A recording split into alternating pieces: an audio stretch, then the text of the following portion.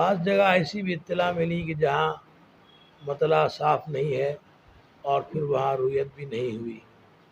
تو اس بنیاد پر کہ بہت سی جگہ رویت مطلع صاف ہونے کے باوجود بھی نہیں ہوئی ہے، تو ہم نے تمام علماء کرام سے مشورہ کر کے یہ فیصلہ اس فیصلے پر پہنچے ہیں کہ انشاءاللہ کل 30 رمضان ہوگی اور آج تراویح ہوگی، کل روزہ ہوگا.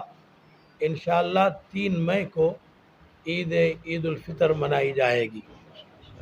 تمام حضرات کو میں عید کی مبارکبادی پیش کرتا ہوں.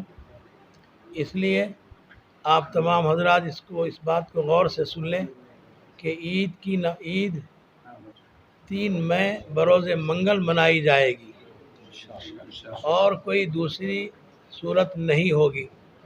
تمام حضرات اس کو نوٹ فرما لیں.